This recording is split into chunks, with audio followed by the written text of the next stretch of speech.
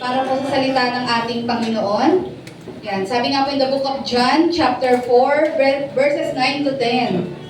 The Samaritan woman said to him, "You are a Jew, and I am a Samaritan woman. How can you ask me for a drink? For Jews do not associate with Samaritans."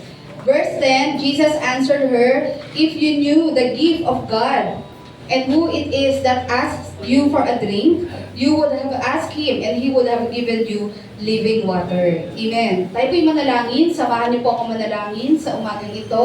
Dakilang Diyos, salamat sa iyong buhay, makapangyarihang salita na amin pumuling pagbubulayan ng may kalayaan, kapangyarihan sa lugar na ito. Samahan niyo po kami, Lord, to know you more, to understand, Lord, the message of your words. And help us, Lord, na ang mga salitang ito'y mapukaw ang aming mga puso at magkaroon kami ng mas malalim na ugnayan, pagkakakilala sa inyo. At sa iyong pong lingkod, Lord, na gagamitin. Thank you, Lord, unang-una sa pribilehiyo na magamit mo upang maging tagapagpahayag ng inyong salita. Samahan niyo po ako, Lord, and I pray, empower thy servant, that your wisdom and anointing be upon me, Lord, so that I may share your words in accordance, Lord, sa iyong nais at kalooban. Salamat po. Ikaw po ang banal na Espiritu Santo ang patuloy kumilos sa aming kalagitnaan. Samahan mo at pangunahan kami. Maghari ka, Lord, sa aming kalagitnaan. We continually exalt your name, Lord Jesus, in our midst. Maraming salamat po. Ito po nga po ang aming panalangin. Amen. Palakpakan natin ang ating Panginoon. Yung palakpak po ng mga pinagpala ng Diyos. Amen. Sige po, tayo po ay makakaupo na po. Ayan, muli po. Yan, good morning po sa bawat isa. And tayo po ay tuloy-tuloy na po sa umagang ito sa pag-aaral po ng salita ng ating Panginoon. Yan, so this morning, ayan na ang title natin. Okay. Ayan, makiwasa nga po ang title natin. Ano po sabi dyan? The Savior meets a Samaritan. Sabi nga po doon, how the gospel impacts the world. Ayan, so alam ko po na familiar tayo sa story na ito. At sa umagang ito, dadaanan po natin ito. Siguro alam nyo, marami tayong bagay na pwedeng matutunan sa ating Panginoon pagdating po sa pagbabahagi ng salita niya. Amen? Na may kita po natin kung paano po ang Lord, paano niya in-approach. Specifically, ito pong Samaritana na ito. At ano po yung naging senaryo, ano po yung mga kaganapan, and nakita po natin na from one Samaritan woman, di po ba, nagkaroon talaga ng harvest of souls. Ayan, sa lugar na ito. But of course, titignan din natin, ano po ba ang kalalagayan ng mga time na iyan. Kaya nga sabi doon, how the gospel impacts the world. Okay, balikan po natin yung ating teksto na binasa kanina. Sabi nga doon, John chapter 4, verses 9 to 10. Ayan, bagamat dadaanan po natin yan mula chapter 4 ay 9 hanggang 42. Ayan, sabi nga po doon, the Samaritan woman said to him, "You are a Jew, and I am a Samaritan woman. How can you ask me for a drink? For Jews do not associate with the Samaritans." And Jesus answered her, "If you knew the gift of God, and who it is that asks you for a drink, you would have had asked Him, and He would have given you living water." Kung maalala po natin, ano po yung pinaka-text po natin sa buwan na ito, ng Setyembre? Sabi nga po doon in Acts chapter 1 verse 8, yan, kasunod po yan. Basahin nga po natin. Sabi po ni Jesus sa mga disciples, "But you will receive power when the Holy Spirit comes on you, and you will be my witnesses in Jerusalem, in all Judea, and Samaria," ayan, "and to the ends of the earth." Okay. Yung Samaria po kasi ay, ito po ay kalaban, ayan, ng mga Hudyo. Yan. So, yung Samaritanang yan, of course, taga-Samaria siya, kalaban po yan ng mga Hudyo. Kaya nga, when Jesus said na ang gospel ay dapat makarating din sa mga Samaritano, it means, para din ito sa mga taong hindi mo kasundo. Sa mga taong ano po, ayan, mga hindi mo masyado ka-close. And ibig sabihin, they also deserve na ano po, mapakinggan po ang salita ng ating Panginoon. At nakita po natin na pinatotohanan po talaga ito ng Panginoon. Kasi alam natin, nung binanggit po ito ni Jesus, ito na po yung time na pabalik na si Jesus sa langit. At talaga namang yung sinabi ni Jesus na ipalaganap nyo ang salita ng Panginoon to the ends of the earth, Yan, giving emphasis on Samaria, yan, yung lugar ng mga Samaritano, yan, pagpapakita po dito na ang salita ng Diyos ay para sa lahat. Amen? Ayan, tingnan po natin. May mga bagay lang po tayong titignan pag-aaralan sa umagang ito na matatagpuan po natin dito sa John chapter 4, yan, hanggang verse 42. Ayan, so samahan niyo po ako sa umagang ito and I pray makita po natin yung puso ng Panginoong Jesus. Yan, makita natin yung pagmamahal niya sa sangkatauhan and at the same time, ma-apply po natin yon bilang mga Christians. Amen? Yan, number 1, dediretso na po ako. Sabi nga doon, paano ba nagkakaroon ng impact ang gospel sa mundo? So let us see yung story po ni Jesus at ito pong Samaritana. Ayan, okay, tingnan natin. Number 1, sabi nga po dyan, pakibasa natin. Number 1, the gospel breaks down barriers. Amen? Yan, sabi nga po doon, walang hadlang. Yan, na pwedeng makahadlang sa pagpapalaganap po ng mabuting balita ng kaligtasan. Okay, let us read verses 7 to 9. Sabi nga doon, when a Samaritan woman came to draw water, Jesus said to her, "Will you give me a drink?" His disciples had gone into the town to buy food. Verse 9, the Samaritan woman said to him, anong daw sabi ng Samaritana? "You are a Jew, and I am a Samaritan woman. How can you ask me for a drink?" At nilagay na po ni Apostle dyan yung explanation. Sabi dito, for Jews do not associate with Samaritans. Okay, balikan natin. Ano po ba ang history? Yan, bakit pa nagkaroon ng LQ itong dalawang to? LQ talaga. Okay, tandaan po ninyo, ang mga taga Samaria o mga Samaritans, kung maalala nyo po, nung nahati po ang Israel into two, yan, yung Northern Kingdom and Southern Kingdom, ang natira po sa Southern Kingdom, ito po yung Judah, ayan, di po ba, and the tribe of Benjamin. Then the rest of the tribes, sila yung nasa Northern Kingdom. At sila po yung na-conquer ng Assyria. Tapos later on, saka po na-conquer yung Southern Kingdom. Kasi nga, kumbaga, mas marami pang tapat doon sa Southern Kingdom, doon sa mga Hudyo. Pero yung Northern Kingdom, totally, nasadlak sila saan? Sa pagkakasala, talagang naging matigas ulo nila. Talagang kinalimutan nila ang Diyos sa buhay po nila. That's why they were the first one na makaranas ng pagko-conquer ng foreign nations. Yan. So ito pong mga Assyrians, they conquered the Northern Kingdom at ang ginawa po nila, yung lahat ng mga bansang na-conquer nila, dinala nila yung mga tao dito. So ang nangyari, nung dinalay nila yung iba't ibang mga lahi doon sa Northern Kingdom, na nung panahon na yan ay yung Samaria, ayan, nagkaroon na ng mga intermarriage, nagpakasal na sila. So yung sabihin, hindi na malaman, wala nang pure na Israelita doon. Kasi lahat sila ay nagpakasal lang kani-kaninong mga lahi, they learned pagan practices, sumamba na sila sa mga Diyos-Diyosan. So totally, nasadlak sila. Saan po? Sa pagkakalayo sa ating Panginoon. Pero alam nyo, kahit papaano, may naiwan pa naman ng remnants ng kanilang faith sa Israel. Di ba yung faith nila sa Diyos ng Israel? Kaya nga di po ba, yung lugar na kung nasaan yung Samaritana, yung well, di ba, medyo nila yun parang isa sa mga lugar na kinikilala nila na gumawa ng himala ang Diyos. Kilala pa rin nila si Abraham, si Jacob. Yun nga lang, compromise na yung faith nila. Kasi nga, nahaluan na sila, na-mix na sila ng iba't ibang mga lahi at iba't ibang mga pagan rituals. Kaya ang mga Jews, masama ang tingin sa kanila. Sila po ay inahalin tulad sa mga outcasts. Kapantay po sila ng mga tax collectors, ng mga prostitutes, at yung mga Samaritans. Yan. At alam niyo po, during this time, si Jesus po kasi ay nasa Judea. Yan. And papunta po siya ng Galilee. Yan. So, ang pinaka-shortcut po para pumunta sa Galilee ng mabilisan, dadaan ka sa Samaria. Tignan niyo yung mapa niyan. Judea, Samaria, Galilee. Pero alam niyo po, yung mga Hudyo, dahil nga may superiority complex sila, diring-diri sila sa mga Samaritano kasi ang tingin nila mga impure na, kasi nahaluan na Diba? Kumbaga hindi na sila mga pure na Israelites, madudumi na sila, etc. Kaya iniiwasan nilang tumaan dito. Yan. Ganun sila ka-OA na pag tumaan tayo dito, madudumihan din tayo, mahahawa tayo ng karumihan nila, parang ganun. Kaya alam nyo, kahit madali yon o shortcut yon, iniiwasan talaga nila. Dadaan sila dun sa mga coastal na mas malayo. Ayan, para lang maiwasan nila yon. Kasi nga, they do not want to be associated with the Samaritans. Yan. Ngayon, si Jesus, papunta siya ng Galilee. So, pwede siyang dumaan doon sa mga coastal areas or pwede siyang dumaan sa Samaria.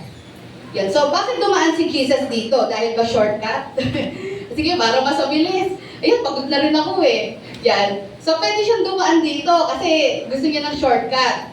And take note, sabi nila, mountains daw yan. So, parang medyo mag-hike ka dyan. Medyo matarik. Ayan, kaya hindi ako nagtaka kung ba't nauhaw si Jesus.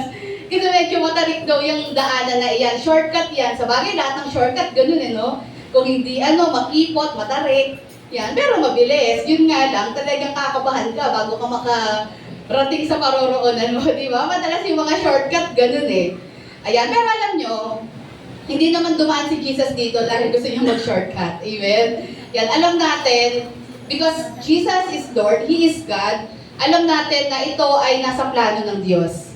Talagang gusto niyang katagpuin ang mga Samaritano. Gusto niyang ipaalam sa kanila na ang pag-ibig ng Diyos ay hindi lamang para sa Hudyo, kundi para din sa kanila.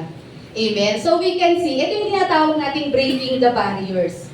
Diba? Kumbaga, for the longest time ng history ng mga Israelites at ng mga Samaritano, talagang may sila, may quarrel talaga sila. May gap talaga sila. May pandidiri talaga sa part ng mga Jews. But Jesus Himself, as a Jew Himself, pinakita niya dito na ito na yung panahon kasi ng kaligtasan, and the Samaritans also deserve na malaman nila yung katotohanan. Ayan, so ito yung history niyan. So si Jesus po, dito po sila dumaan ng mga disciples papuntang Galilee. Hindi dahil shortcut, but because meron siyang gagawin sa lugar na ito. Yan, ipapahayag niya ang mabuting balita ng kaligtasan. Yan, sabi nga doon, nakikita natin si Jesus, hindi siya talaga nag-hesitate na mag-associate doon sa mga taong pinandidirian ng society. Yan, nabanggit ko nga kanina yung mga outcasts. Sino po yan? Yan, Samaritans, yung mga tax collectors, ayan, and yung mga prostitutes. Mapapansin po natin, ang Panginoong Yesus, siya po ay hindi naman associate, pero siya po ay lumalapit sa mga taong ito, kinakausap niya. Ayan, kaya napagkakamalan po si Jesus na na sabi mo, guru ka, pero bakit yan ang mga kausap mo? Di ba? Bakit yung mga taong yan ang kasama mo? Pero dito, pinapakita ni Jesus na ito dapat ang ginagawa ninyo eh. Hindi nyo dapat nilalayuan ng mga taong ito, bagkus dapat kayo ang maging instrumento ng pag-ibig ng Diyos. Amen?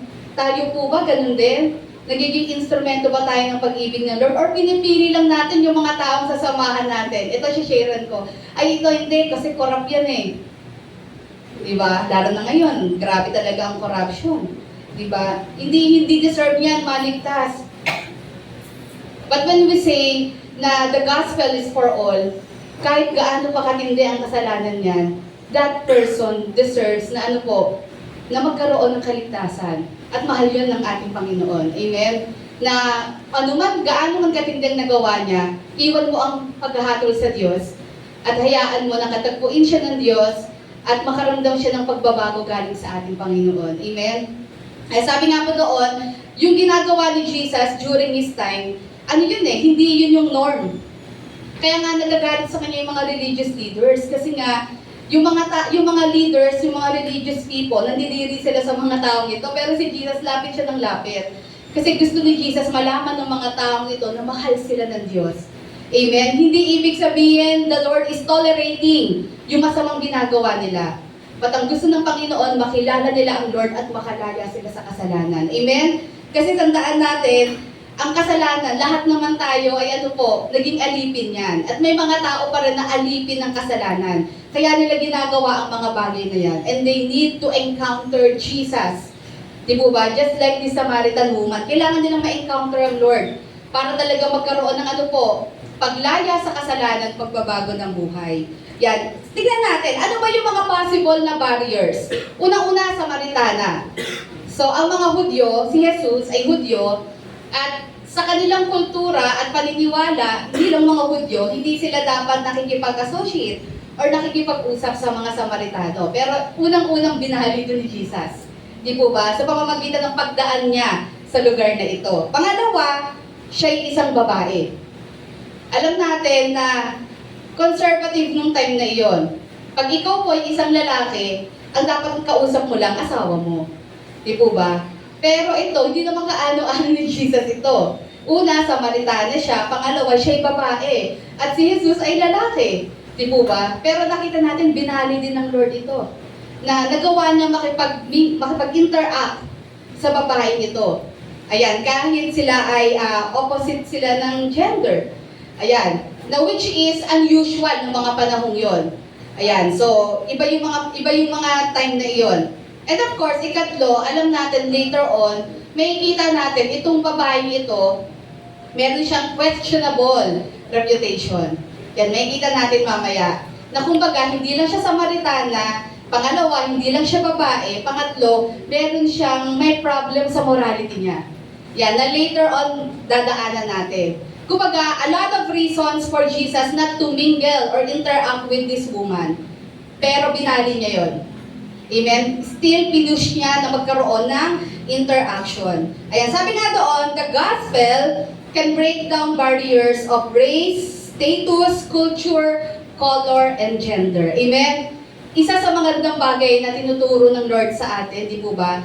Iba-iba man tayo ng bansa, nasyon, iba-iba man tayo ng kulay, puti, itim, kayo manggi, iba-iba man tayo ng kultura, paniniwala, meron mga Ilocano sa atin, meron mga Tagalog, di po ba? Lalaki, babae, ayan, sabi nga doon, mayaman, mahirap, middle class, kumbaga, lahat tayo na pagbubuklod nino ng ating Panginoong Yesus. Amen? Kumbaga, in Christ Jesus, wala tayong label na, o ikaw, Asian, ganyan. Kundi in Christ Jesus, we are all brothers and sisters. Amen? At yung nagagawa po ng gospel.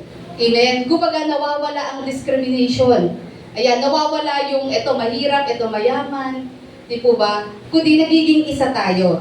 Ito yung unang-unang nagagawa ng salita ng ating Panginoon. It can break yung alin po, yung mga barriers, yung mga pwedeng maging hadlang. Kaya nga, iba-iba man tayo ng lengguwahe, di po ba?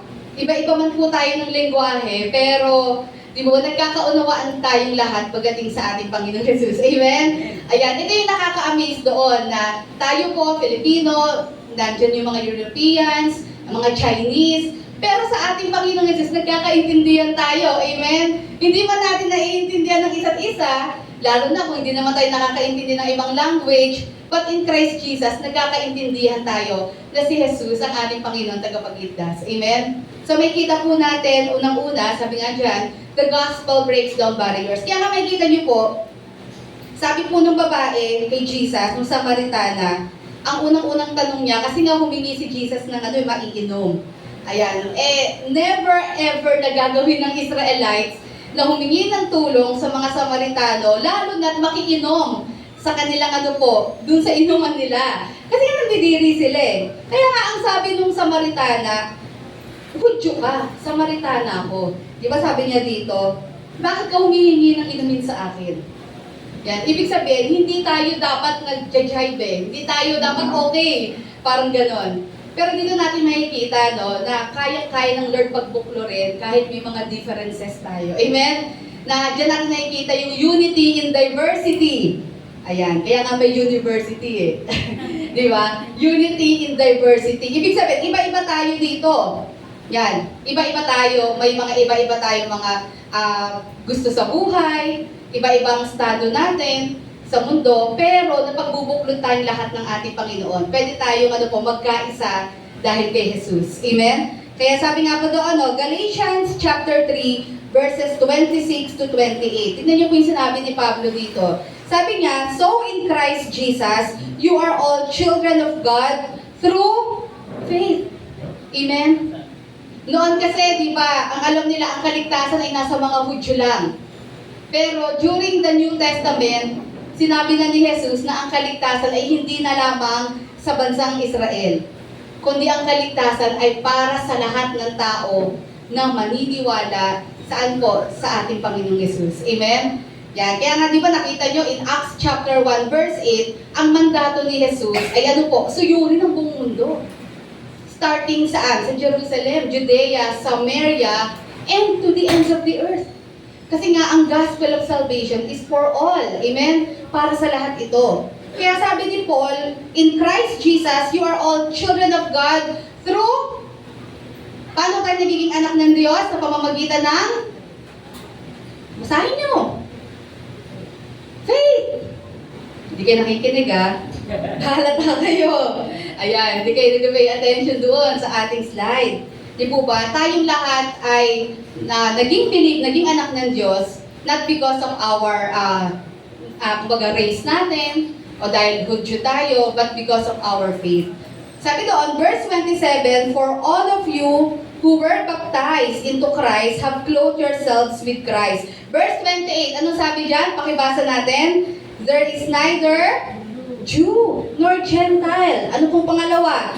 Neither slave nor free, nor is there male and female, for you are all one in Christ Jesus. Amen? Yan, sabi doon, tayo ay iisa kay Kristo Jesus. That's why, sabi nga doon, salvation is for all.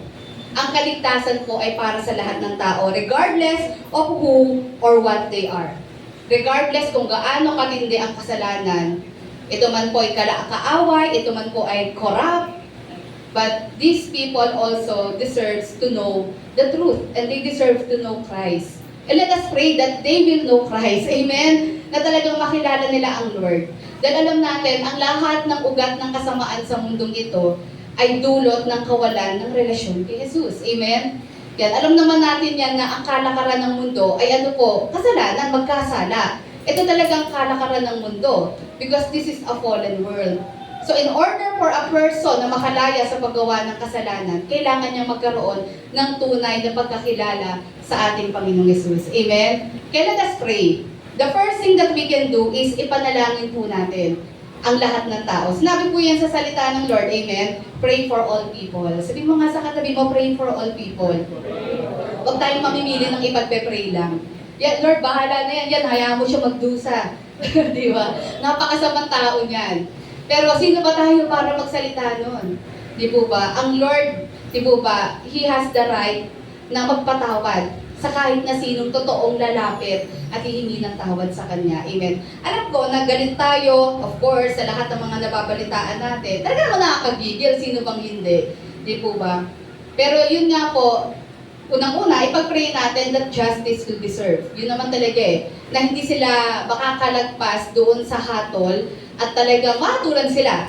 Kumbaga, maranasan nila yung consequence of their wrong actions, di po ba? Na talagang mahatulan sila sa mundong ito. But at the same time, let us pray na these people ay talagang makakilala sa Lord. Magkaroon ng totoong repentance, pagsisisi sa kasalanan at magbabago ng buhay. Na ang Panginoong Yesus lang ang makakagawa. Amen? Kasi ito yung unang-unang tinuturo ng Lord sa atin. Gospel breaks down barriers. Ibig sabihin, hindi tayo dapat namimili. Lahat ng tao, they deserve na maligtas. Yan, they deserve na makakilala sa ating Panginoon. Amen? Ayan. Pangalawa po, sabi sa number 2, pakibasa po natin. Ayan, number 2, the gospel offers eternal satisfaction. Okay. Sabi nga po doon sa verses 10 to 15, Jesus answered her, if you knew the gift of God and who it is that asks you for a drink, you would have asked him and he would have given you living water. Sir, the woman said, you have nothing to draw with and the well is deep. Where can you get this living water? Are you greater than our father Jacob, who gave us the well and drank from it himself, as did also his sons and his livestock? Nakita nyo, kilala nila si Jacob ng mga Samaritans. Yan, ng mga Samaritano. Tapos sabi po ni Jesus in verse 13, everyone who drinks this water will be thirsty again. But whoever drinks the water I give them will never thirst. Indeed, the water I gave them will become in them a spring of water welling up to eternal life. In verse 15, the woman said to him, Sir, give me this water so that I won't get thirsty and have to keep coming here to draw water. Ayan, so dito, nakikita natin, pangalawa, sabi nga po doon, ino-offer na po ni Jesus. Yung ino-offer na po ni Jesus yung salvation sa Samaritana na ito. Yan, pero makikita nyo, medyo mababaw pa rin yung understanding niya. Hindi pa rin spiritual. Diba? So, na-excite yung babae. Kasi nga naman, sabi ni Jesus, yung i-offer ko sa'yo, hindi ka na mauuhaw. Ibig sabihin, spring of living water. Kumbaga, hindi mauubos. Yan, parang ganito. Merong makukuha kang ayuda, tapos hindi mo na kailangan mag-work every month, may makukuha kang ganito. Siyempre, sino bang hindi ma-excite doon? Kahit may pera, na-excite pa rin doon. Amen? Di po ba? Kaya nga ang mayaman, yung mayaman eh. Yan, akala ng iba, pag mayaman eh, okay na, parang barya na lang yan. Ayoko hindi, kaya nga yung mayaman yan. Kasi kahit 1,000, di ba, pipilahan yan. Naalala ko sa Makati, doon sa, ang subdivision yun, yung mga, may pag-araw ng, kuhanan ng ayuda ng mga senior, makikita mo talaga doon. Ang mga nakapila doon, may mga bodyguards pa, may mga kasambahay pa na naka-uniform. Tapos kukuha sila ng worth 2K. Ayan. Pero makikita mo, alam mo talaga mga mayayaman to. Kaya sabi ko sa inyo, kala nyo, porque mayaman, parang barya-barya lang yun sa kanila, hindi na nila kailangan yun. Hindi. Kukunin pa rin nila yun. Kaya nga yung mayaman, lalo yung mayaman eh. Yan. Pero syempre, hindi ko naman alam kung saan nila malay yung binibigay din naman nila yun. Kaya sabi nga po dito, may kita po natin, kapag inoperan ka ng isang bagay, di ba, na parang, parang magiging komportable ako, syempre sinong hindi. Yung pag-iisip ng Samaritana dito, medyo mababaw pa. Ang thinking niya, talaga, ibig sabihin, may i-offer ka sa akin na mapagkukuhanan ng tubig na kung saan din ako mahihirapan. Kasi imagine ninyo, ngayon nga, gigripo-gripo na lang tayo, ang dali na, pero kinatatamaran pa rin natin. Nung time na ito, di po ba, kailangan pa nila sumalok sa well. At minsan malayo pa yan. Yan, yung mga lugar na pinagkukuhanan nila ng tubig. So, syempre, naghahangad din itong babae, itong Samaritana na magkaroon ng komportableng pamumuhay. Yan. Pero sabi nga, alam natin na Jesus is referring doon sa spiritual water. Amen? Jesus is referring doon sa mas malalim na pangangailangan ng babaeng ito. Yan. Sabi nga doon, Jesus drew the Samaritan woman to a conversation na gusto ni Jesus dito, una, makilala ng babaeng ito kung sino yung Mesaya. Na yung kaharap niya, ito yung Mesaya. Pangalawa, na maunawaan niya kung ano yung tinatawag na everlasting water na ino-offer ng ating Panginoon. Ayan. At sabi nga po doon, yun nga sinabi ko kanina, hindi naiintindihan gaano ng babae, pero nakita niyo kung gaano ka-patient si Jesus. Di po ba, nakausapin nitong babae, kung gaano ka-patient ang Lord na i-explain yan sa kanya ang patungkol sa mensahe na ito. Yan, siguro reminder din sa atin na when we share the gospel, when we share about Christ, kailangan talaga ng patience. Huwag kang maiinip na bakit hindi niya naintindihan. Di po ba? Katulad ni Jesus, di po ba, napaka-pasensyoso niya sa pagbabahagi at pag-enlighten sa babaeng ito patungkol sa kanyang mensahe. Kaya sabi nga po doon, the gospel offers eternal satisfaction which cannot be given by the world.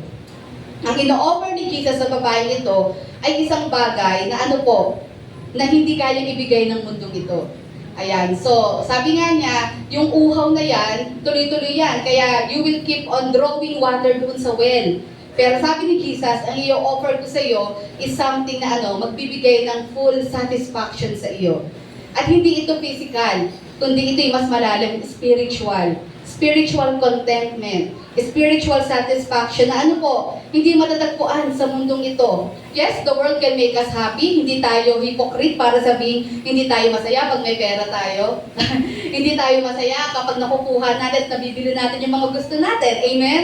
Siyempre masaya tayo. Tama po ba? Nagiging masaya tayo. But the question is, yan ba yung ultimate happiness mo? Masasabi mo ba talaga na yan talaga yung nakakapag-satisfy sa'yo? Ayan. Kaya nga sabi nga po doon, but Jesus is offering. Ito yung ginagawa ng gospel. Ino-offer sa atin yung totoong makakapagbigay ng satisfaction sa atin beyond sa kayang ibigay ng mundong ito. Okay, as we go on sa number 3, ayan, tingnan natin yung progress ng kanilang conversation. Number 3, sabi nga dyan, makibasa natin, the gospel confronts sin. Ayan, kaya there are some na ayaw po nilang lumapit o ayaw nilang makinig ng Word of God. Ayaw nilang minsan umattend sa church because ito yung isang bagay na ayaw nilang marinig. At aminin natin, sino po bang natutuwang ma-expose ang kasalanan? Tama po ba? Sino bang natutuwa na malaman or sabihin sa harapan natin na tayo po'y makasalanan? aminin natin at first, hindi rin natin gusto yan. Iniiwasan natin ang mga ganyang conversation. Bilang mga tao, hanggat maaari ayaw natin malaman o ayaw natin na, kumbaga, ma-hurt kasi yan yung katotohanan. Katotohanan na we are living in sin. Pero, ang salita po kasi ng Panginoon, it will confront sin. Hindi pwedeng hindi. Amen? Kaya dito nakita po natin, no, as they go along with their conversation, ng babae at ni Jesus, tingnan niyo po, verse 16, yan, verses 16 to 18, he told her, yan, after nilang pag-usapan yung tungkol doon sa spring of living water, go, call your husband and come back. Ayan, may kita talaga natin na alam ni Jesus kung sino itong kausap niya. Sabi niya, sige, tawagin mo yung iyong asawa at bumalik ka. At anong sagot po ng babae, yung Samaritana, I have no husband. She replied. Anong sabi ni Jesus? Jesus said to her, you are right when you say you have no husband. The fact is, you have 5 husbands, and the man you now have is not your husband. What you have just said is quite true. Yung sinabi mo, medyo totoo. Technically, parang gano'n, no? Technically, totoo. Ayan. So dito makikita natin, ayan, when Jesus confronted her, yan, nung realidad ng kanyang kasalanan, she somehow said the truth, but not totally. Diba? Tama nga naman na sinabi niya dito kay Jesus, wala po akong asawa. Technically, totoong wala siyang asawa, pero meron siyang 5 kinasama. Ibig sabihin, hindi kasal. Di po ba? Kinasama. At yung kasalukuyang kinakasama niya, ay maliwanag na hindi rin siya kasal doon. Kinakasama niya yun. Kaya nga din po ba, kung maalala nyo, nung time na si Jesus po ay dumaan sa lugar na ito, sa bayan na ito ng Samaria, ito po'y katanghaliang tapat. Sabi po doon, 6 hour. Yan po'y katumbas ng 12 noon sa atin. At wala pong kumukuha ng tubig sa well ng ganung katanghalian. Kahit ikaw, gusto mo bang maglalabas at maglalakad sa maladesyerto na gantong oras? Diba, ng ganung oras? Siyempre hindi. Ayan, alam niyo po, yung pagkuha kasi ng tubig sa mga well, yan ay bonding ng mga babae nung time na yon. Yan. So may kasamang chika-chika na rin yan, di ba, ng mga buhay-buhay. Diyan sila nag-meet up. And usually, pag nag-meet sila dyan, kapag medyo either sobrang aga pa, yung hindi pa mataas ang araw, or bago lumubog ang araw. Ibig sabihin, mga bandang 5, 5:30, ganyan. Kumbaga, yan yung mga time na sila po ay nag-iipon ng tubig, kumukuha. At the same time, bonding moments yun ng mga kababaihan noong time na yon. Andiyan na yung mga chikahan nila, mga updates sa mga buhay-buhay, sa mga may asawa, ganyan-ganyan, diba? Or kung may mga nagugustuhan sila, dyan lahat yon. Dyan lahat nangyayari. Pero itong babae ito, nagpunta siya sa oras na hindi naman oras ng pagkuha ng tubig. Bakit? Kasi most likely, meron siyang tinataguan. Meron siyang iniiwasan. At yun nga, malinaw dito kung ano yung iniiwasan niya. Kasi nga po, siya ay nabubuhay sa pagkakasala. Amen? Kaya hindi siya nakikisalamuha sa mga kababaihan. Kasi alam niyang siya'y pag-uusapan. Di po ba? Kaya ginagawa niya, kahit sacrifice sa kanya yon, pero lalabas siya ng tanghali, pag alam niyang the coast is clear. Ay, wala na magmamarigas sa akin dito. Makakakuha na ako ng tubig. Di po ba? At nakita nyo, lahat ba ito ay aksidente? No, lahat ito ay according sa timing at plano ng Diyos. Kasi nga gusto niyang itong taong ito, itong babaeng ito, ay maramdaman niya na sa kabilaan ng kanyang kasalanan, mahal siya ng Diyos at nais ng Diyos na siya ay maligtas. Amen? Ayan, kaya sabi nga po dito, no, at yung sinasabi ko kanina, na wala namang tao na gustong ma-expose yung kanyang buhay. Amen? Kaya nga, hanggat maaari, pag pinag-uusapan ng mga ganitong bagay, hindi natin ina-entertain. Inaalisan natin, dinidismiss natin, iniiba natin ang usapan. Kasi sino pang tao ang gusto niyang ipangalandakan ang kasalanan niya? Kaya nga, di ba, sin is associated with shame. Kasi wala namang pong tao na proud sa ginagawa niyang kasalanan. Amen? At itong babaeng ito, malamang po talaga na hanggat maaari, ayaw niya talaga ma-brought up itong bagay na ito. Pero binarot up na ni Jesus eh. Di po ba? Kaya nga sabi niya, wala po akong asawa. Sabi ni Jesus, medyo totoo naman yung sinabi mo. Kasi nga, ang kasama mo ngayon ay hindi mo kasama, ay hindi mo asawa. Kundi kinakasama mo lang yan. So hindi natin alam kung merong meron talagang totoong asawa yon or hindi lang talaga sila nabasbasan ng matrimonyo ng kasal. Di po ba? Kaya sabi nga po doon, no, we cannot see the beauty and significance of the gospel unless we realize how miserable sin is. Bakit kailangan i-confront ang kasalanan? Kasi hindi natin ma-appreciate ang kagandahan at halaga ng mabuting balita ng kaligtasan ni Kristo kung di natin maiintindihan ang gaano karumi at kamiserable ang dulot ng kasalanan. Amen? Kailangan maintindihan natin ano yung kalagayan natin, ma-realize natin, ganito pala tayo ka-helpless. Ganito pala kagulo ang buhay natin. At kailangan nating makalaya sa pamumuhay na ito. Kaya sabi nga doon, no matter how dark or scandalous our past may be, scandalous talaga, no? Jesus is willing to embrace and save us if we will repent and submit to Him. Ibig sabihin yan, kahit gaano man karumi ang nakaraan natin, huwag tayo mag-alinlangan na lumapit sa Panginoon. Amen? Yan, dahil lang Lord, that's the very reason bakit siya nandito. Di po ba? Para tayo mo katagpuin at iligtas ang lahat ng naliligaw ng landas. Kahit gaano karumi ang pamumuhay natin. Sabi nga po doon, kung tayo po ay hihingi ng tawad sa Lord, tatanggapin natin ng Panginoon. Sabi nga po doon, the Lord is willing to embrace us. Amen? Katulad po ng babaeng ito. At sabi nga, pangalawa, admission is important for us to truly see our emptiness and realize that only Jesus can save us. Nagsisimula ang kaligtasan sa pag-admit at pagtanggap na tayo ay makasalanan. Amen?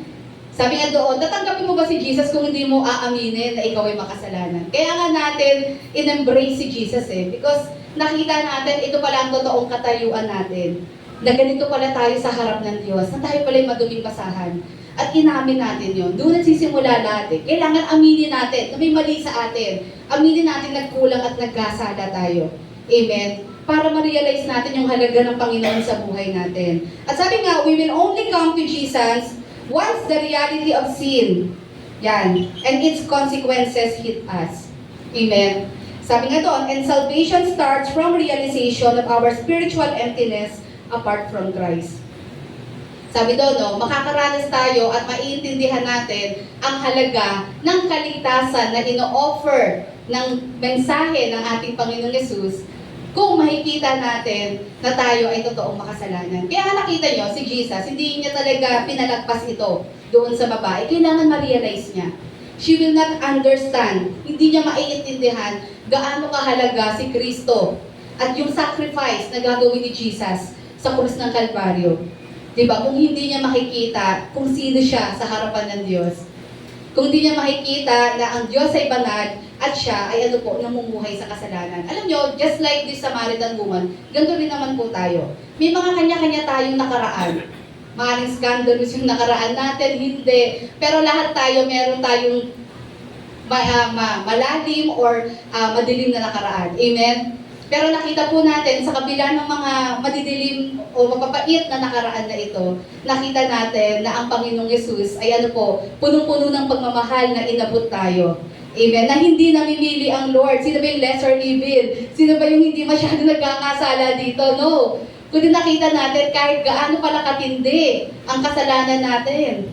Sabi nga ni Pablo, I am the greatest of all sinners. Yan, pero sa kabila noon, inabot ako ng Lord. Kasi si Pablo, maraming pinatay na Christians yan Di ba, persecutor yan. Hindi lang siya persecutor in words, but marami siyang pinatay ng mga Kristiyano dahil sa paniniwala niya na mali ang ginagawa ng mga Christians. Kaya nasabi ni Pablo yun. Di ba, I am the greatest of all sinners. Ang dami ko napatay, pero sa kabila noon, kinahabagan ako ng Diyos. Amen?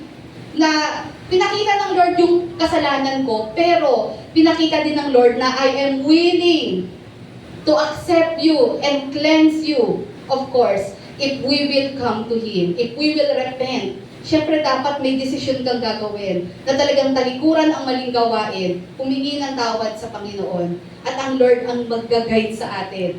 Ang Lord ang magbe-bless sa atin. Amen? Ito yung ino-offer niya sa babae ito. Kaya sabi nga doon, number 3, the gospel confronts sins.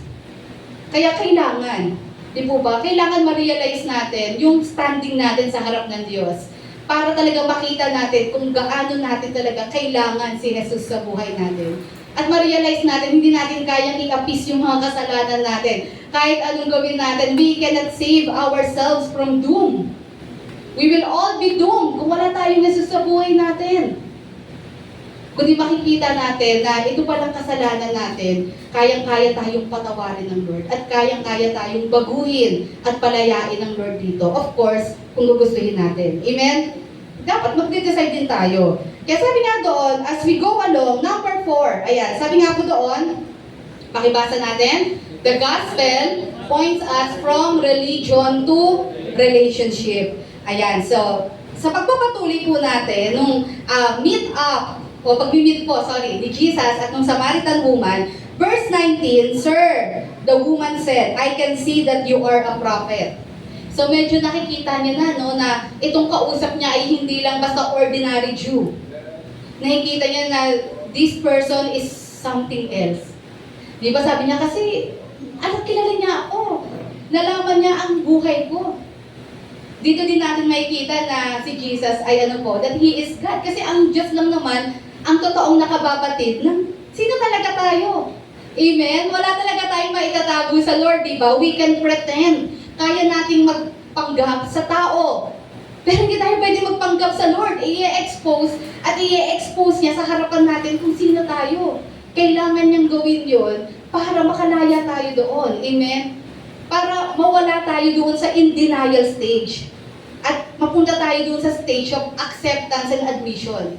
Kasi yun ang kailangan. Amen? Para tayo makakilala sa Panginoon. So, tingnan niyo po kung anong ginawa ng Lord. So, ito pong Samaritan woman, nakita niya na Jesus is something else. Di ba? Hindi ito basta Hudyo lang. Sabi niya, I can see that you are a prophet. Our ancestors worship on this mountain, but you Jews claim that the place where we must worship is in Jerusalem. Ayan, so nakita natin medyo nag-o-open ng isang argument yung Samaritan woman dito. Sabi dito, sabi niyo mga Hudyo, ang lugar lang ng pagsamba ay sa Jerusalem. Yan, pero ang aming mga ninuno, dito sila nag-worship. Ayan, at tingnan niyo po ang response si Jesus. Woman, Jesus replied, Believe me, a time is coming when you will worship the Father, neither on this mountain nor in Jerusalem. You Samaritans worship what you do not know. Medyo nireal-talk siya ni Jesus dito. We worship what we do know, for salvation is from the Jews. Ayan, medyo strong itong mga sinabi na ni Jesus. Sabi niya, hindi nyo alam kayong mga Samaritano ang totoo sapagkat ang kaligtasan ay nagmula sa mga Hudyo. Kasi technically, Jesus is isa siyang Hudyo. And He is the Savior of the world. At alam natin yung message of salvation, saan nagsimula? Sa mga Hudyo. Amen? Na lumaghanap lang sa buong mundo. Ayan, so medyo sa time na ito, nakita natin yung strong words na ni Jesus.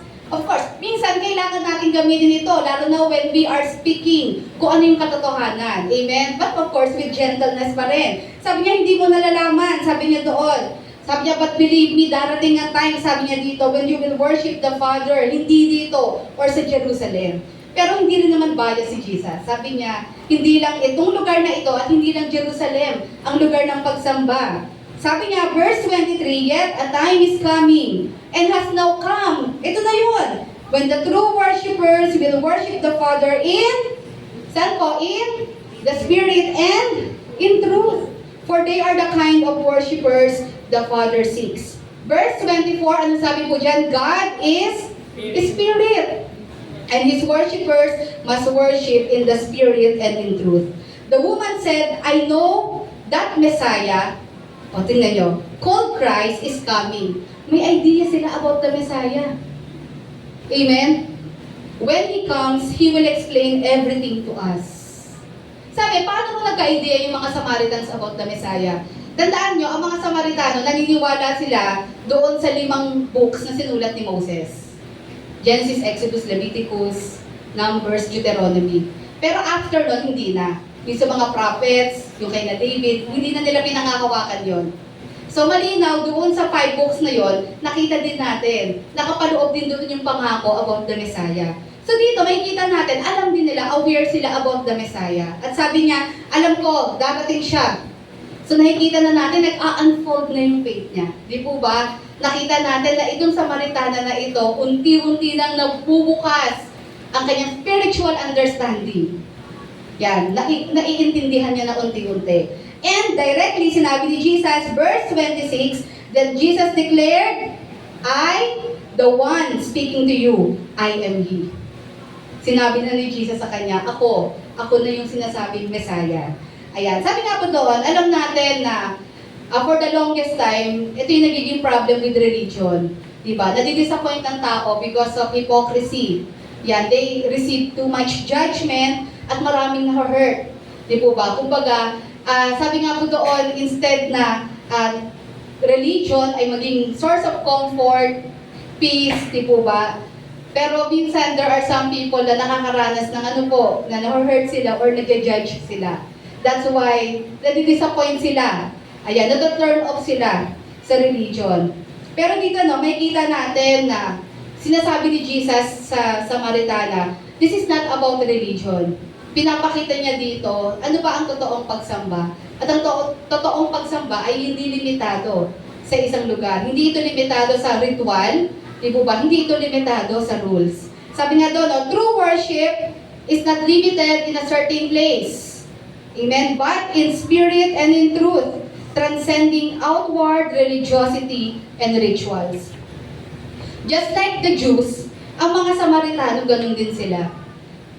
Yung religion nila, dumating sa point na nakabase na saan? Sa mga rituals, sa mga rules, na most of those ay man-made. Hindi naman galing sa Lord. Gawa na lang ng tao, bawal ganito, bawal ganyan. Diba? Hindi lang mga Hudyo yung gano'n, kahit sila.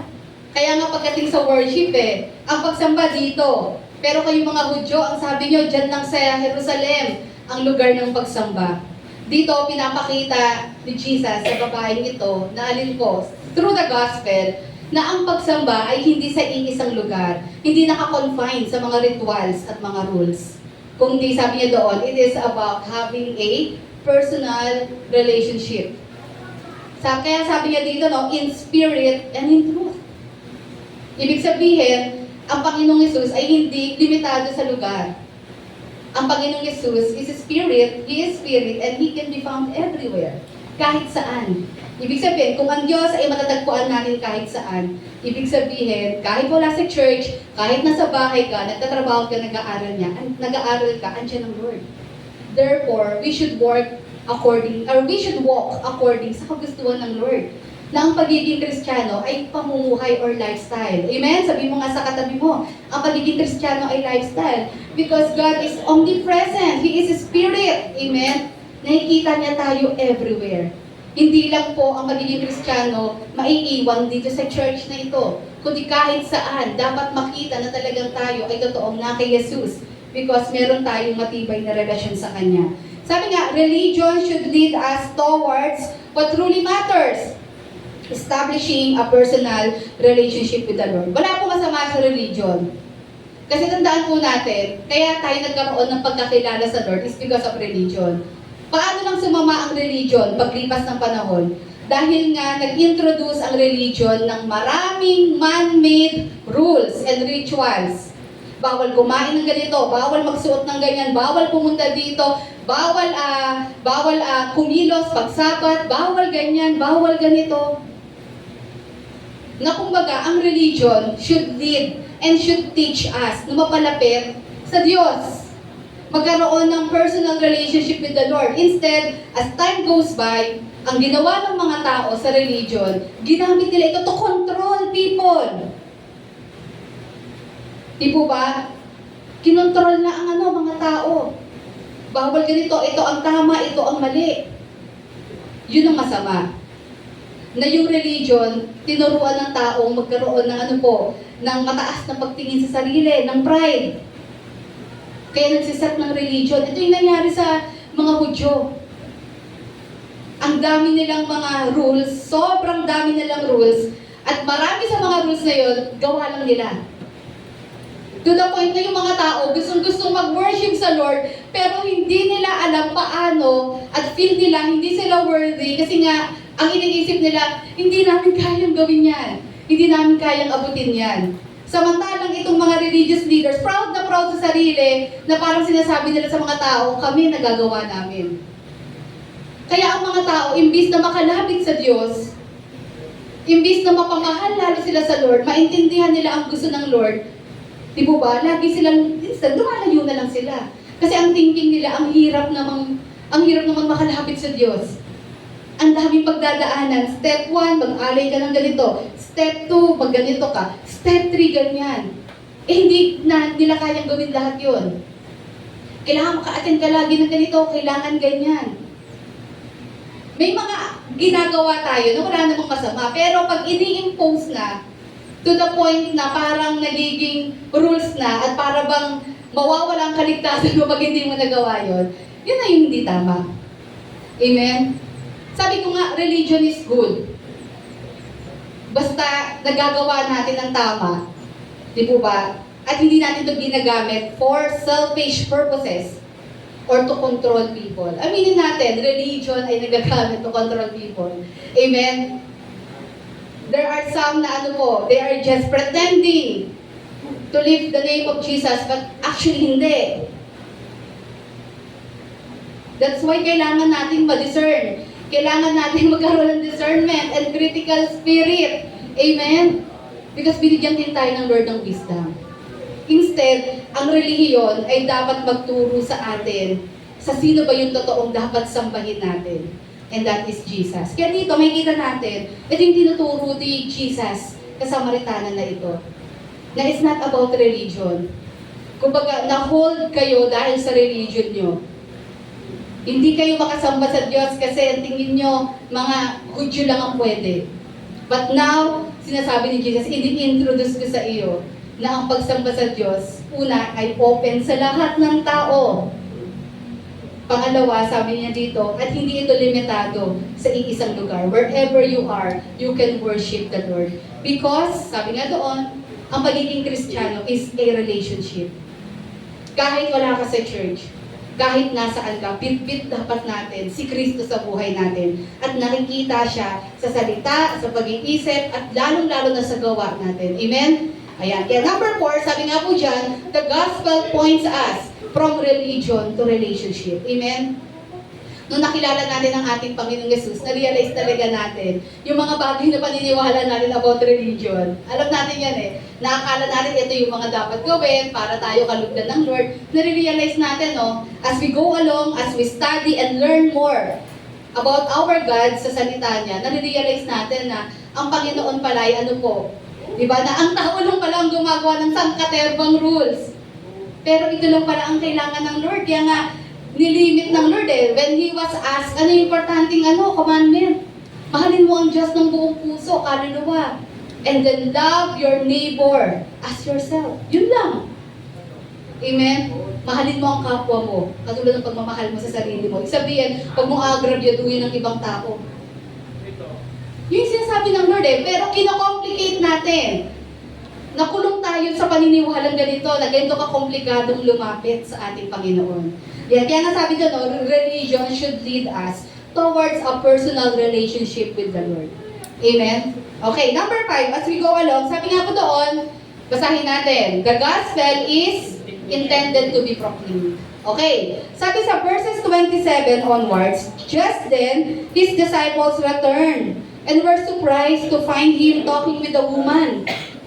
But no one asked, what do you want? Or why are you talking with her? Nagulat talaga sila. Unang-una, babae yung kausap niya. Silang dalawa lang nandoon. Pangalawa, Samaritano yun. Siguro sabi ng mga disciples, sa plano natin, dadaan lang tayo dito. Siguro sabi nila, walang kakausapin. Siguro gano'n kasi wala silang magawa kay Jesus Sumusunod sila Sabi ni Jesus, dadaan tayo sa Samaria. Siguro isip ng mga disciples. Kasi nga, yun yung ipinukol ng relihiyon sa kanila. Na huwag kayong makikipag-usap sa mga yan, makakontaminate kayo ng impurity nila, etc. Kaya siguro sa isip-isip nila, walang kakausap, diretso lang tingin, ganyan-ganyan, lalakad tayo dito. Siguro ang mindset ng mga disciples, shortcut lang tayo dito. Kasi si Jesus yan leader natin yan, susunod tayo. Pero pinaka-shock sila dito, nakikipag-usap pa si Jesus, diba? Parang naipag-chami-chami pa doon. Tapos, babae pa, tapos Samaritana. Pero nakita nyo, out of their respect for Jesus, wala silang sinabi. Okay, sabi doon, then leaving her water jar. Nakita nyo, itong babae nito pumunta siya dahil kailangan niya ng tubig. Pero umalis siya, kinalimutan niya yung water jar niya. Amen? Ibig sabihin, meron siyang mas na-discover na mas the best kaysa doon sa tubig na bitbit niya. Di po ba? Nagawa niyang iwan yung water jar niya. The woman went back to the town. Tingnan niyo nangyari sa babaeng ito. She was never the same again. Itong babaeng nagtatago sa mga tao. Kasi ayaw niya na pag-uusapan siya at pag-chismisan siya. All of a sudden, bigla siyang pumunta sa townspeople. Napunta siya doon in broad daylight. At ang ginawa niya, verse 29, come, see a man who told me everything I ever did. Could this be the Messiah? They came out of the town and made their way towards him. Amen. Nakita niyo yung pagbabago sa babaeng ito mula sa pagtatago sa mga tao because alam niya na meron siyang malaking kasalanan, bigla siyang nagtatakbo, iniwan niya na nga yung water jar niya eh. Di ba? At ano po, bigla siya nagpakita sa mga tao at sinabi niya, kilala niya ako, alam niya yung buhay ko. Siguro sabi niya, alam niya yung mga kasalanan ko, pinagagawa ko. Siya na kaya yung Messiah. Ayan, at tingnan na, sabi doon, they came out of the town and made their way towards him. Ayan, sabi nga doon, nakikita natin, no, na paano dumating sa punto na itong babaeng ito, kinonfront ni Jesus sa kasalanan niya, ay biglang nagkaroon ng lakas ng loob, aminin kung sino siya. At talagang, eventually, nagkaroon siya ng faith sa Lord. Yan. So makikita natin, most likely, while Jesus was conversing with her, naramdaman niya talaga yung pag-ibig ng Lord. Hindi siya nakaramdam ng judgment, hindi siya nakaramdam ng condemnation, kundi naramdaman niya talaga na si Jesus mahal siya. At naramdaman niya na willing itong kaharap niya, na tulungan siya na makalaya doon sa kasalanan na iyon. Amen? Nagkaroon siya ng sense of security kay Jesus. Kasi kung wala, hindi niya mararamdaman yon. Lalayuan niya si Jesus. Tatakbo siya kay Jesus. Pero instead, she was never the same again. She began proclaiming about Jesus. Isa sa mga unang naging evangelist ay isang babae, and take note, isang Samaritana.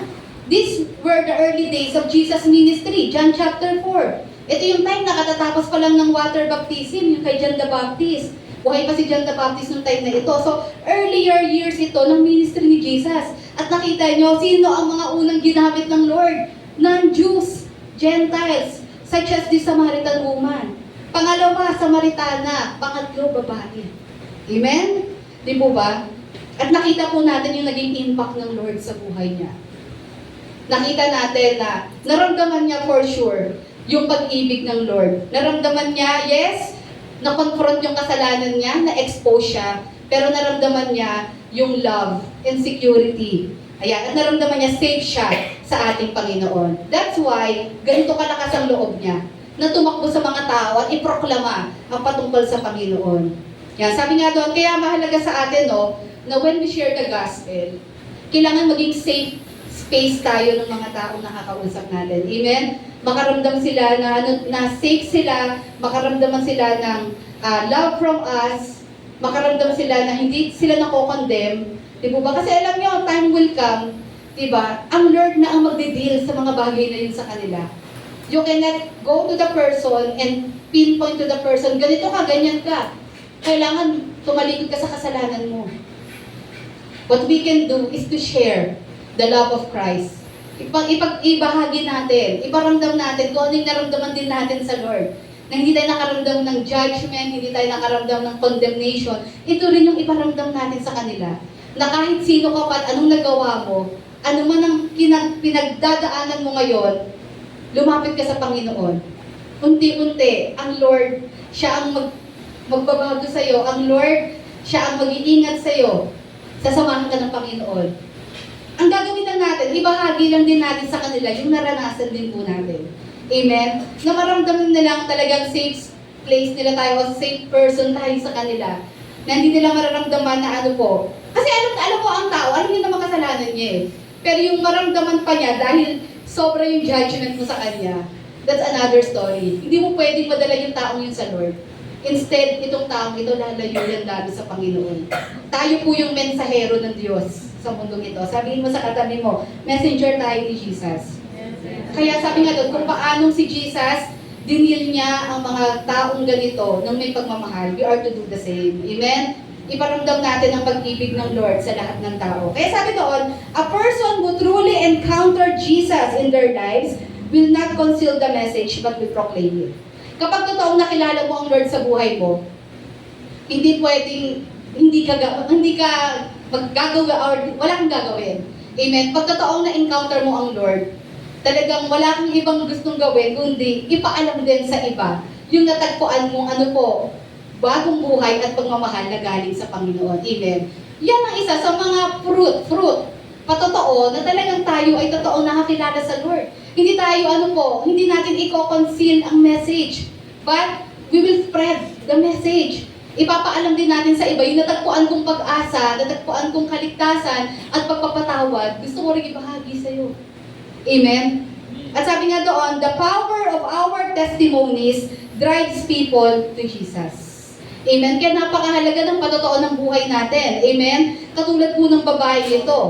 Nakita nila, ang lakas na ng loob niya na lumabas. Makihalubilo sa mga tao. They saw something different sa Samaritanong ito. Na alam ko, kilala siya ng mga tao sa kanyang maling pamumuhay. Pero nakita nila, iba siya ngayon. Amen?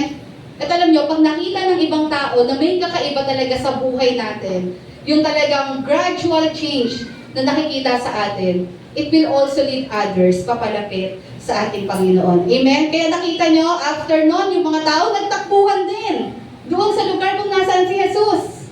Amen? Because of what they saw sa babaeng ito. Number 6, dalawa na lang. Okay, sabi nga po doon, the gospel leads the church towards unity. In what way? Verses 31. Yan, to 38. Meanwhile, his disciples urged him, Rabbi, eat something. But he said to them, I have food to eat that you know nothing about. Then his disciples said to each other, could someone have brought him food? Verse 34, my food, said Jesus, is to do the will of him who sent me and to finish his work. Don't you have a saying? It's still 4 months until harvest. I tell you, open your eyes and look at the fields. Sabi ni Jesus, no? But actually, meron pong pinapatungkulan na si Jesus dito. He is just using, ito pong sikat na kasabihan sa kanila. Sabi ni Jesus, tignan nyo, open your eyes and look at the fields. Kasi literal, dumadagsa na yung mga Samaritano papunta sa kanila. Siguro nagulat din sila nangyari. Nung una si Jesus lang naiwan namin. Tapos pagbalik namin, may kausap yung Samaritana na biglang umalis. Then all of a sudden, yung mga tao parang sumusugod na sa amin. Ano meron? Di ba? Isipin niyo yun. Sabi ni Jesus, open your eyes and look at the fields. Ang tinutukoy niyang fields doon, yung yung lugar ng mga Samaritan. Sabi niya doon, they are ripe for harvest. Hinog na itong mga taong ito. Ginamit niya yung yung principle of harvest, yung sa pagtatanim. Sabi niya, tingnan niyo yung field.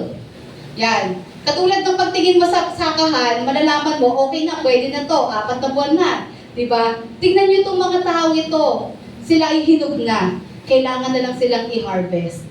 Yan. Sabi nga doon, and even now, the one who reaps draws a wage and harvests a crop for eternal life, so that the sower and the reaper may be glad together. Thus, the saying, one sows and another reaps is true. I send you to reap what you have not worked for. Others have done the hard work, and you have reaped the benefits of their labor. Sabi doon, may kita natin na noong time na sinasabi ni Jesus ito, nagdadating yung mga Samaritan sa kanila. Sabi ni Jesus, hinog na sila. Kailangan na lang nila ma-harvest. Ibig sabihin, kailangan na lang nila na talagang alam pa sa kanila ng mas malalim ang patungkol sa akin. Yan, kasi ready na yung heart nila to accept the Messiah. Kaya nga sila lumapit kay Jesus eh. Kaya nga sabi nga doon, marirealize natin, sabi nga doon, na sharing the gospel is not just a solo effort, but a joint effort. Tama po ba? Na ibig sabihin, we all work together as a church. Lahat may role. May nagtanim, may aaning, pero syempre, all the glory belongs to God. Kung meron mang mga bagong kaluluwa at bagong mga tao, it's because of Jesus. Siya naman talaga ang nag-prepare ng mga hearts nito. Katulad nito, sabi ni Jesus, di ba, may ibang nag-work hard para sa kanila. Sino yon? Si Jesus. siya talaga yon. Kasi kinausap niya yung Samaritana. Pangalawa, yung Samaritana, siya yung ginamit naman doon sa mga tao.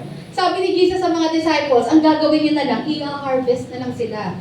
I-disciple na lang sila. Kasi itong mga taong ito, uhaw na ito. Alam niyo, sa church, ganun din most of the time. Nagdadala ang Lord nagdadala ng tao dito. And all we need to do is to disciple those people. Amen? Because kaya nga sila pumunta dito eh. Nagkaroon sila ng hunger, ng thirst para sa ating Lord. Kailangan nila ang church na magli-lead, magdi-disciple sa kanila. That's why we will work in unity para gawin iyon. Sabi nga doon, no, the mandate to share the gospel is a shared labor which leads to rewards. Amen? Kaya sabi nga po doon, no, ano ba yung reward natin? Kayo po ba nakakaramdam kayo ng fulfillment once a person turned to Christ? Nakita mo, di ba? Totoo yun. Hindi ka naghahangad ng pera, nakabayaran, or anuman, o posisyon. Ang sarap sa puso na may makita kang tao na alam mo kung saan siya nagmula, saan siya nanggaling. Then, nagkaroon ng pagbabago sa buhay niya. At siya'y sumusunod sa Lord. Yun yung reward eh. Yun yung bunga. At yun yung sinasabi ng Panginoon dito. And of course, alam din natin, bukod doon, yung reward sa langit. 1 Corinthians 3, 6-9, ano po ang sabi ni Pablo? I planted the seed, Apollos watered it, but God has been making it grow. So neither the one who plants nor the one who waters is anything, but only God who makes things grow. The one who plants and the one who waters have one purpose, and they will each be rewarded according to their own labor. For we are co-workers, sabi mo sa katabi mo, we are co-workers in God's service. Amen? You are God's field, God's building. Tayo po ay dapat nagtutulungan dito. Walang ako dyan, ako dahilan ko, hindi ganon. Our goal is to reach others. Maalis sila sa kadiliman at madala sa Panginoon. Regardless kung sino gumawa niyan. Di po ba? Hindi naman yun ang mahalaga. Ang mahalaga, magtulong-tulong ang church. Kaya nga nag-unite tayo pagdating sa gospel eh. Amen? Kaya nakita natin pag united ang church in sharing the gospel, nagkakaroon talaga ng multiplication. Amen? Pero pag divided ang church, kanya-kanyang pagalingan, kanya-kanyang numbers, wala nang nawawalan. Amen? Yan. And last, number 7, sabi nga po doon, pakibasa, the gospel will lead us deeper to Jesus. Okay, verses 39-42, many of the Samaritans from that town believed in Him because of the woman's testimony. Nakita niyo yung power ng testimony ng babaeng iyon? So, it means yung testimony natin, napaka-powerful din yan. Para ang mga tao ay makakilala sa Lord. Pero tingnan nyo, He told me everything I ever did. So, when the Samaritans came to Him, they urged Him to stay with them. And He stayed 2 days. And because of His words, many more became believers. Hindi naman mahirap kausap ang Lord. Pag gusto mo at dinanais mo talaga ang Lord, pagbibigyan ka ng Lord. Amen? Kaya nga, knock and the door will be open. Seek and you will find. Di po ba? Knock and the door will be open. Sabihin, lahat ng naghahangad sa Lord, hindi po yan pinagsasarahan ng Lord. Amen? Lahat ng nagsisik sa Panginoon, mas lalong pinapakilala ng Lord kung sino siya. They urge Him. Talagang hinug na. Sabi nila, magstay ka pa dito ng 2 days. So, anong ginawa nila? Malamang si Jesus, puro teaching. Ang daming ginawa sa kanila. And verse 42, tignan niyo po. They said to the woman, sabi nila sa Samaritan woman, we no longer believe just because of what you said. But, sabi doon, now we have heard for ourselves and we know that this man really is the Savior of the world. Isa sila sa mga unang nag-utter niyan na si Jesus ay nagpapagligtas. Amen? So sabi nga dito, makikita natin, maaari nagsimula tayo because we heard a testimony sa isang tao na nakilala sa Lord. Pero nakita natin, from hearing other people's testimony, nilid tayo nito towards our personal testimony sa Panginoon. Eventually, ikaw na nakaka-discover kung sino ba talaga ang Panginoon.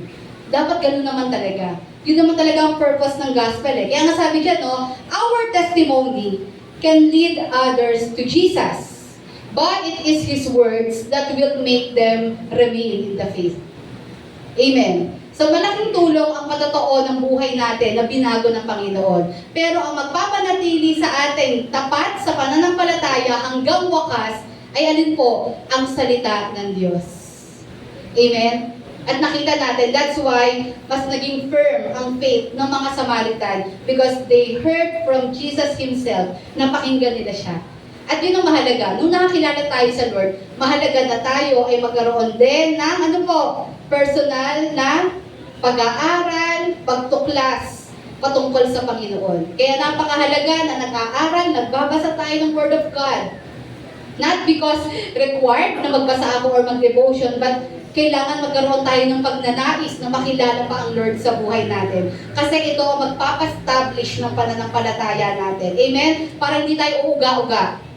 Ibig sabihin, solid foundation tayo. Yan. And as we end, tayo ay tumayo sa umagang ito. Sabi nga po sa John chapter 3, verses 16 to 17, For God so loved the world. Amen. So dyan nakikita natin, that He gave His one and only Son, that whoever believes in Him shall not perish, but have eternal life. Verse 17, For God did not send His Son into the world to condemn the world, but to save the world through Him. And I hope and I pray, ganito din ang gawin natin bilang mga Christians, na tayo po ay maging instrumento ng Lord na bitbitin ang kanyang mensahe ng pag-ibig, pagpapatawad, di po ba, kapayapaan sa mga tao. Na maramdaman nila sa church na ito at sa buhay natin, yung hindi condemnation, hindi pinpointing, di po ba, kundi maramdaman po nila yung pag-ibig ng ating Panginoon. Alam niyo, as time goes by, pag ang tao, totoong nakakilala yan sa Lord, ang Lord ang magdi-deal sa taong iyon. Hindi natin trabaho yun. Ang Panginoon, through the Holy Spirit, siya ang magdi-deal sa tao kung ano man yung bagay na ginagawa niya.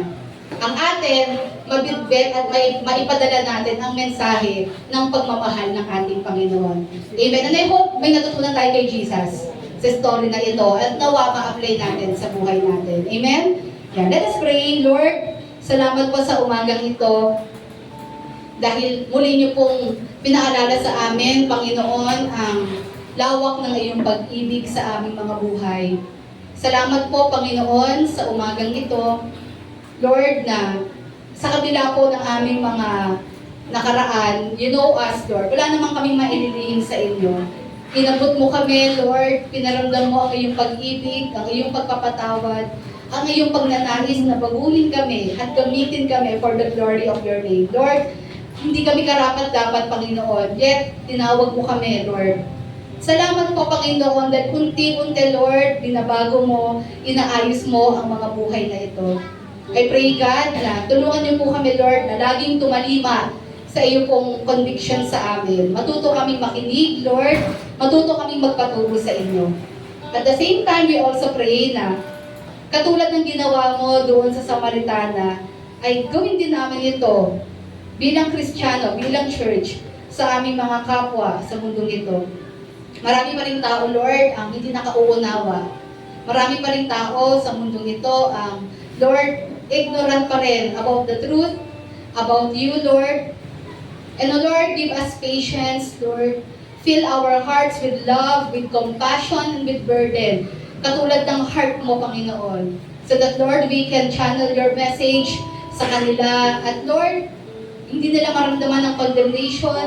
Hindi nila, Lord God, maramdaman, Panginoon, Lord God, yung pagtuturo sa kanila, pagkukondem sa kanila, kundi maramdaman nila, Lord, ang pag-ibig mo, ang pagpapatawad mo sa pamamagitan ng buhay namin. Lord, maging epektibo kami na mensahero ng inyong mga salita. Gamitin mo ang buhay na ito so that, Lord, we can lead others just like the Samaritan woman towards you. Salamat po, Panginoon. At alam po namin, Lord, marami pong dapat anihin. Bigyan niyo po kami, Lord God, ng desire, Lord God, na abutin, Panginoon.